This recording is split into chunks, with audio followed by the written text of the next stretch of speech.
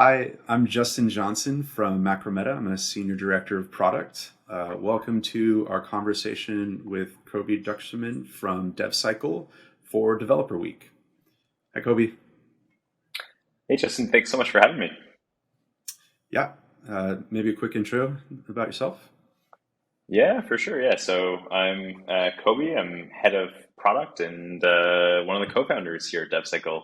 And I guess for anyone who doesn't know, DevCycle is a feature management platform focused on kind of like the full life cycle of feature development. So, not just on kind of like the risk management sides of feature flagging, but how do you get code from development stages out to prod, validate, test, iterate, all the fun stuff, and making sure it fits into development processes. Very cool.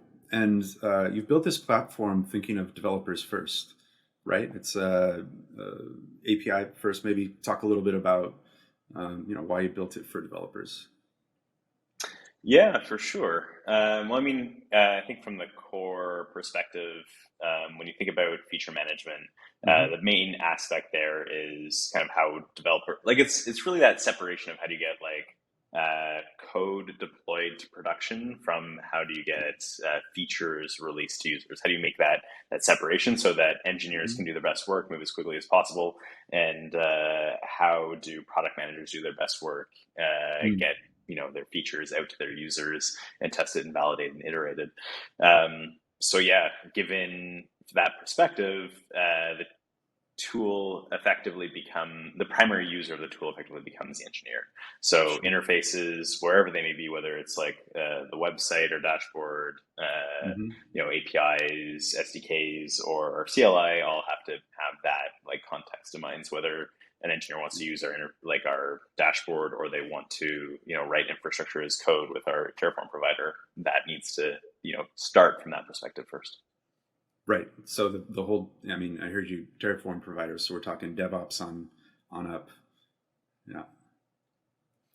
Yeah, I So mean, it can be any part of that life cycle of deploying code. right, makes sense.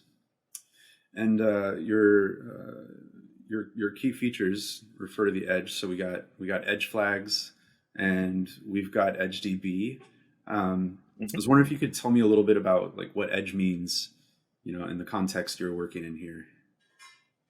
Yeah, for sure. I think to us and Mm. to me personally, edge generally means like low latency. It means Sure. speed of delivery to the end user. And I think edge technologies, Macrometa included, have really been a core building block on which companies like us, DevCycle, are built to be able to deliver our use cases.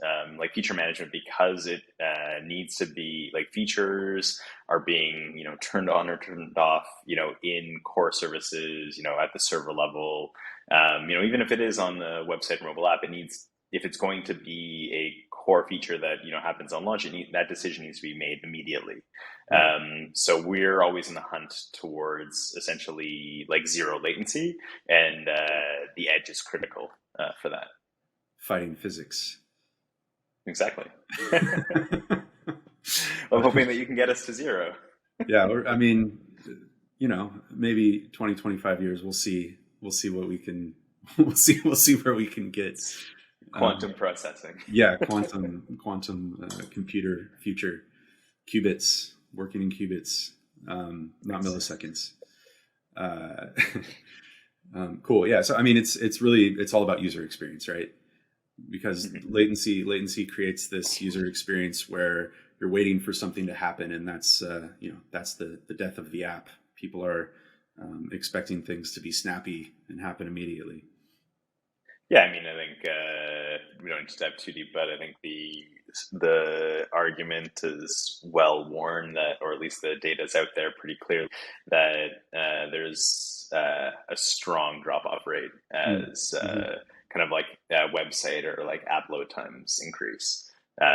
So everyone, like from a tool like ours, everyone's just Right. demanding as close to zero latency as possible because hey, they need to, like any good application developer, no matter where it's being deployed, it needs to be, it essentially needs to be as instantly loaded and available as possible. Yeah, yeah, makes sense. Are there some like common use cases, common customers that where feature flags are, you know, thought of more, or what's your uh, best customer look like?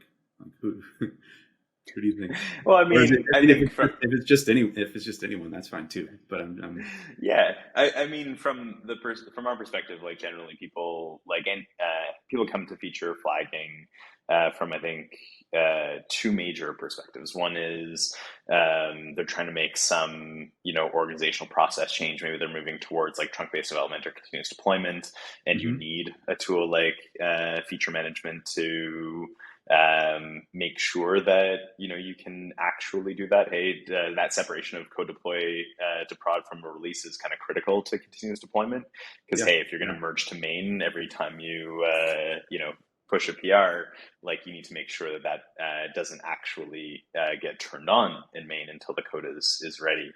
And then the other side of it is not so much process, but then like risk management, which is, I guess, it's like two sides of the same coin, right? Sure. It's that idea of, hey, like at some point, you've figured out that, hey, even if I'm doing like 2-week monthly releases with or longer releases with a lot of, um, um, you know, exploratory testing, manual regression Yeah. testing, all this stuff, Right. there's always a lot of risk, right? There's always going to be a bug that comes through. At some Mm. point, you kind of like realize that just having an easy way to turn something off, if something makes it to prod, that's kind of critical. So I wouldn't say there's like a best customer, but we see that like those two kind of like, things are the things that really draw people towards a tool like ours. Yeah, that makes sense. That makes sense. Moving fast and breaking things, right? You don't always want to do Yeah. too much of that. You want to try Well, I not think to. it's okay to move fast and break things as long as you can fix them quickly. Like Dora Sure. metrics, Yeah. which we prescribe to a big way. Is less about, yeah. There's one part about it which is like, hey, how many failures are you shipping to prod? But it's like the more important, I think, metric that which is actually one of the hardest ones to track, but or at least measure, is that time to recovery. And Mm. so like that's kind of like how quickly you can do those things, I think, is even more critical than the number of bugs that make it to production. Yeah. Um, it's I remember a joke. It's I don't write tests because tests are for people that write bugs. Nice, I like that. um, cool. Yeah. So I'm curious. Why did you all choose Macrometa? What was the Yeah, 100, yeah, I can definitely dig into that. So in the hunt to drop latency, one of the traditional trade-offs that you have with going to, edge, or like the edge in general, is that you lose kind of like a central store of data. And mm, so, big part of feature flagging is the idea of like, how do you make decisions, and to like, why does someone get this feature but doesn't get this other one or whatnot. right? And so in general, to make that trade-off, we essentially require all of our customers to post any decision-making data with every single call to our servers or our Hmm. services, whatever that may be, to the edge, to make those decisions. Now, not all customer use cases, make sense in that way. A lot of, say, if you look at like retail as a great example, if you are a combination like bricks and mortar online with a loyalty program, a lot of these companies still have their loyalty programs being processed on like batch jobs at night, right? So Sure. the that user data that you may want to make decisions off of, like, hey, loyalty is a great example. Like, I may want to make decisions off of who gets what based off of their loyalty levels or whatnot. That may not be available, at like in the servers or at the app or on the website, like at the time of making a decision. So having some way to save this user data and make decisions off of it is critical, or decision data in general. And so we looked at Macrometa as being able to essentially solve that problem. Essentially, how do we have that decision data like located at the edge so that we could keep latency down while still enabling these critical use cases. Yeah. So what was it like getting started? Feedback from the engineering team. Yeah, getting started was super easy. Like we decided to, tackle kind of like the initial investigation of like, how do we get going with Macrometa as part of a hack week?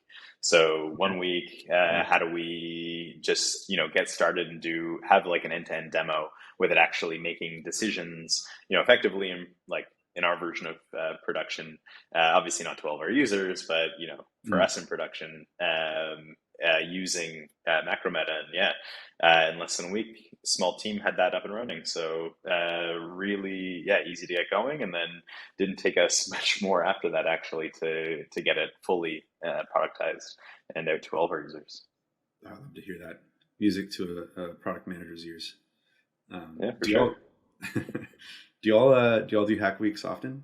Is that a we aim generally to do it quarterly. And we bounce back and forth between if a hack week, has certain themes, or if there's any like guidance on, whether or not like we want any of the stuff in the hack week to go to production. As head of product myself, I love for hack weeks to be, on our own product. Like, hey, how do we drive that forward? And whether something gets shipped to prod or not from it, that's less of the importance. But we have had things where, it's been way more random. Like one engineer once made, we have like a weird inside joke around like the song Sandstorm. We used to play it every Friday in the office, and during one hack week, one of our engineers had it such that at Friday at like, I think it was like 4:30, Sandstorm would come onto our Sonos, and if you tried to turn it off, it would turn it back on. If you tried to change the song, it would go back to Sandstorm. If you tried to turn down the volume, it would turn the volume back up and notch it one higher. And so that was a fun hack week project. Yeah, that's pretty fun. That's did everyone in the office know that was there, or was it a surprise to some people? Oh, well, it came up in, it was a surprise, I think, during the week that it was kind of being built because there was a lot of Sandstorm playing. But then we did demos and he showed it off. So less of a surprise once it comes up in the hack week demos. Just kind of trolling people. Maybe if you try to turn it down too many times, you get like some sort of Rickroll. Yeah, that'd be good. There you go. I got a new feature idea. So yeah, I'm wondering if you could tell me what the future holds for Edge Flags. Is there, I don't want to ruin an announcement, but is there anything you're working on that might be coming down the pipe soon? Yeah, for sure. I think one of the things that we've been seeing with our use of Edge Flags at GB and Macrometa is that the customer specific use cases are great, but one of the things that's really intriguing to me and the rest of the team is actually like, what are the things that we can build on top of it? So we've already soft launched, our first kind of like, I guess, our next feature that's using it, where we're actually empowering our customers to give their end users the ability to self-serve, like select into features. They can use that for preference management. They can use that for, beta program management, like think old Gmail labs, like people being able to select, and like that kind of concept where, hey, like, they don't have to manage that pipeline. They don't have to manage that database of like who gets what. And having been able to do that by just building on top of, the feature that we had already created in with Macrometa was, super cool. And super easy to extend, which was great. That's very cool. Yeah, I could see that being really useful for SaaS companies, like specifically, right? You got all sorts of new beta features. Some people want them, some people don't. Neat. That's very cool. Yeah, we're excited about that one. It's like, it's a fun feature for sure. All right. Well, I think that concludes for us. Cobi, thank you so much for having this conversation with me and joining us for Developer Week. Really appreciate it. Yeah, thanks so much for having me. Really excited.